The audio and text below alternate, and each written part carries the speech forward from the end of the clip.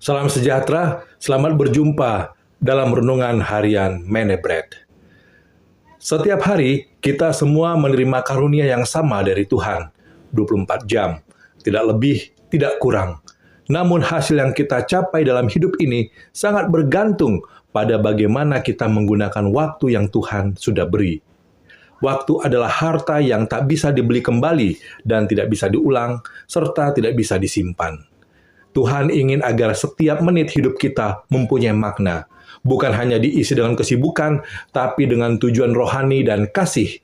Banyak orang kehilangan waktu berharga karena terlalu sibuk dengan hal-hal yang tidak membawa nilai yang kekal, seperti media sosial, bergosip, atau kekhawatiran yang tak berujung.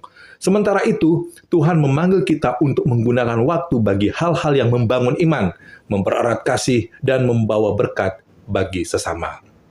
Dalam Yesaya 38, kita membaca kisah Raja Hizkia yang sakit dan hampir mati. Tuhan memberi pesan lewat Nabi Yesaya bahwa waktunya sudah habis.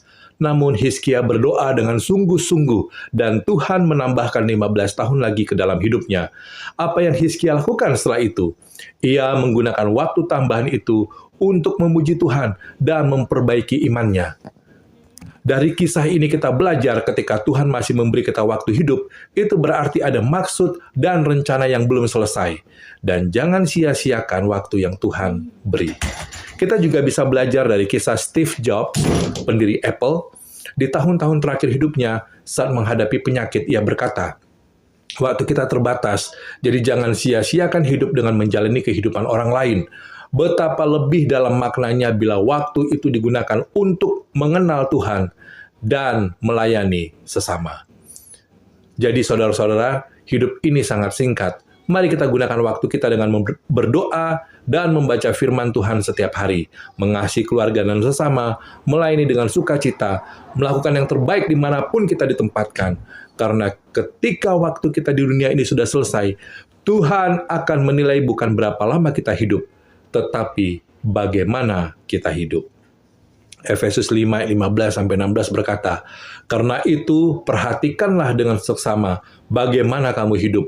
Janganlah seperti orang bebal, tetapi seperti orang arif, dan pergunakanlah waktu yang ada, karena hari-hari ini adalah jahat."